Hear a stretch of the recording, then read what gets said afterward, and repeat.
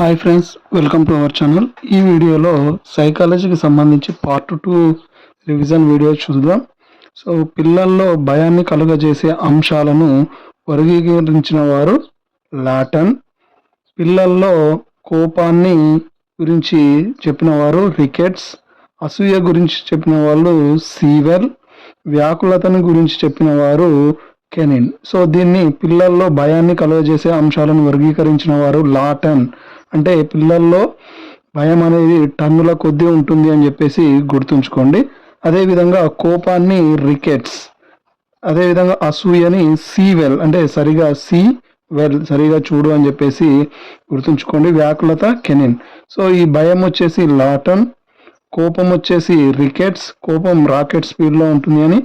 అసూయ జెలసీ వచ్చేసి సీవెల్, అంటే మంచిగా చూడు అని. వ్యాకులత వచ్చేసి కెనిన్.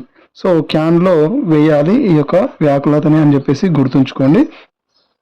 నెక్స్ట్, వాస్తవిక ఆదర్శ ఆత్మభావనలకు మధ్య అంతరంను మాపనం చేయు విధానాన్ని సెమాటిక్ డిఫరెన్షియల్ టెక్నిక్ అని చెప్పేసి అంటాము.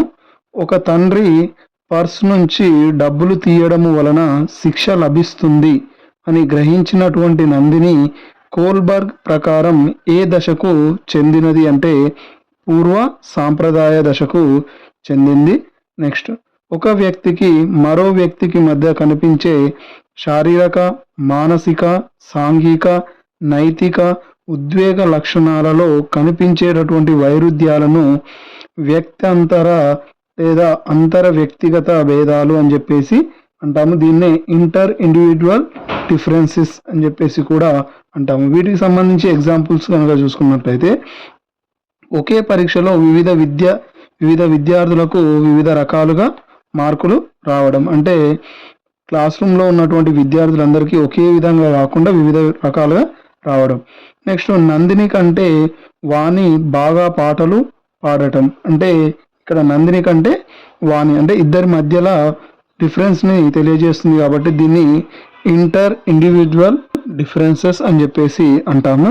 నెక్స్ట్, ఒకే వ్యక్తిలోని వివిధ సామర్థ్యాలలో కూడిన ప్రవర్తనలో వివిధ సందర్భాలలో కనిపించే వైరుధ్యంను వ్యక్తంతర్గత లేదా అంతర్గత వ్యక్తిగత భేదాలు అని చెప్పేసి అంటారు. దీన్ని ఇంట్రా ఇండివిజువల్ డిఫరెన్సెస్ అంటారు. అంటే ఇది ఒకే వ్యక్తిలో వివిధ రకాలుగా ఉండడం. అంటే వాణి బాగా రాయగలదు కానీ ఆటలు ఆడలేదు.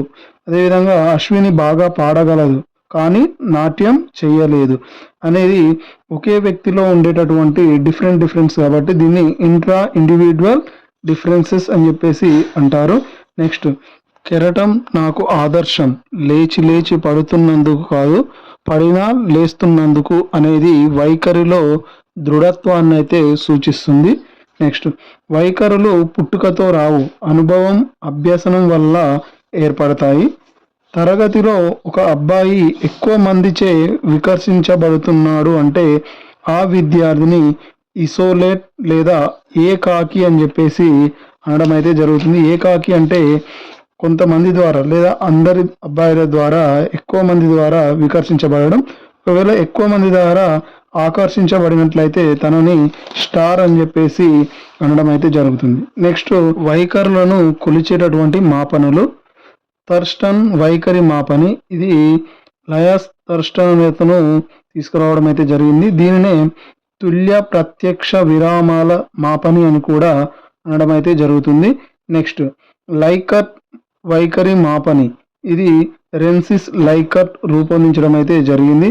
అదేవిధంగా సోషల్ డిఫెన్స్ స్కేల్, ఇది బొగార్డస్ అయితే ప్రతిపాదించడం జరిగింది.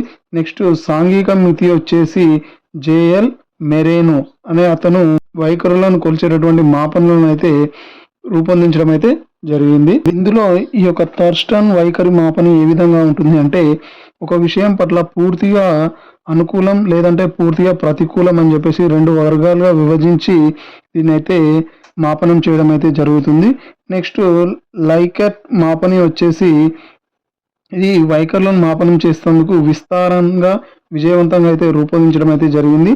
దీనికి అంగీకారాన్ని లేదంటే వ్యతిరేకతను రెండే విధాలుగా చూస్తారు. ఒకటి పాజిటివ్ లేదంటే నెగిటివ్గా ఉండే విధంగా చూడడం అయితే జరుగుతుంది. ఆ విధంగా వైఖరి మాపనం అయితే చేయడం జరుగుతుంది. సోషల్ డిఫెన్స్ స్కేల్ వచ్చేసి బొగార్డస్ ప్రతిపాదించినటువంటి ఈయన ఒక వ్యక్తి లేదా ఒక సమూహం నుంచి ఒక విషయాన్ని ఏ స్థాయి వరకు అంగీకరించగలుగుతుందో లేదా తోసిపుచ్చుతుందో అనేటువంటి విషయాన్ని తెలియజేస్తుంది. అంటే ఎక్కువ మంది ఏ విధంగా చూస్తున్నారు, అంగీకరిస్తున్నారా లేదా అనే దాన్ని బేస్ చేసుకొని ఇదైతే చేయడం జరుగుతుంది.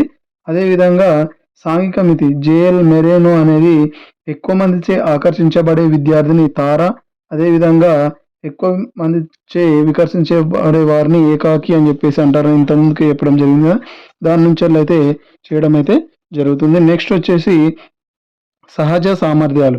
ఇవి సహజ సామర్థ్యాలు 3 రకాలు. ఒకటి విద్యా సంబంధమైనది, ఇది చదువు గురించి అయితే తెలియజేస్తుంది. వృత్తి సంబంధమైనది, ఇది పని గురించి తెలియజేస్తుంది. అంటే చదువులో ఉండేటటువంటి మెలకువలు, పనిలో ఉండేటటువంటి మెలకువలు. కళా సంబంధమైనది, కళాత్మక రంగానికి చెందినటువంటిది. సహజ సామర్థ్యాలను గుర్తించేటటువంటి పరీక్షలు 2 రకాలు. ఒకటి నిర్దిష్ట సహజ సామర్థ్య పరీక్షలు, ఇంకోటి బహుళ సామర్థ్యాల పరీక్షలు. ఇవి వ్యక్తిలోని ఒకే సామర్థ్యాన్ని కొలిచేవి నిర్దిష్ట సహజ సామర్థ్య పరీక్షలు. అవి టీఏటి, బిఎంఏటి టీచింగ్ ఆప్టిట్యూడ్ టెస్ట్, అదేవిధంగా బెన్నెట్ మెకానికల్ ఆప్టిట్యూడ్ టెస్ట్కి సంబంధించినటువంటి. నెక్స్ట్ బహుళ సామర్థ్య పరీక్షలు అంటే ఇవి వ్యక్తిలోని వివిధ సామర్థ్యాలను కొలిచేటటువంటి పరీక్షలు. సో ఇవి డిఏ, టీబీ, జిఏ, టీబీ. ఈ డిఏ, టీబీ అంటే differential aptitude test battery, general aptitude test battery అంటే జిఏ, టీబీ. సో ఈ నిర్దిష్ట సహజ సామర్థ్యం పరీక్షలు ఏం చేస్తాయంటే ఒక వ్యక్తిలో ఉన్నటువంటి ఒకే సామర్థ్యాన్ని కొలుస్తాయి. బహుళ సామర్థ్యం అంటేనే వ్యక్తిలో ఉండేటటువంటి సామర్థ్యాలను వివిధ సామర్థ్యాలు, అందుకే ఇక్కడ బహుళ అని చెప్పేసి చెప్పడం జరిగింది. ఇక్కడ నిర్దిష్ట అంటే ఒకటే దానికి సంబంధించింది అని చెప్పేసి గుర్తుంచుకోండి. నెక్స్ట్ డిఏటిబి ద్వారా 7 రకాల సామర్థ్యాలను అయితే మనము గుర్తించవచ్చు. అదేవిధంగా జిఏటిబి ద్వారా 9 రకాల సామర్థ్యాలను అయితే గుర్తించడానికి మనకు అవకాశం అయితే ఉంటుంది. నెక్స్ట్ మనలో ఉండే గ్రహణ శక్తి ప్రజ్ఞ అని చెప్పింది గాల్టన్. సో గాల్టన్ ఏం చెప్పిందంటే మనలో ఉండేటటువంటి గ్రహణ శక్తి ప్రజ్ఞ అని అయితే చెప్పడం జరిగింది. ఓకే ఫ్రెండ్స్, ఇది ఈ రివిజన్కి సంబంధించినటువంటి సెకండ్ వీడియో. సో థర్డ్ వీడియోతో మళ్ళీ మరొక వీడియో ఉంటుంది. సో ఇది ఫ్రెండ్స్ ఈ వీడియో. మరి ఇలాంటి మరిన్ని వీడియోస్ కోసం తప్పకుండా నా యొక్క ఛానల్ని సబ్స్క్రైబ్ చేసి మీ యొక్క ఫ్రెండ్స్ తోటి షేర్ చేసుకోండి. Thank you for watching.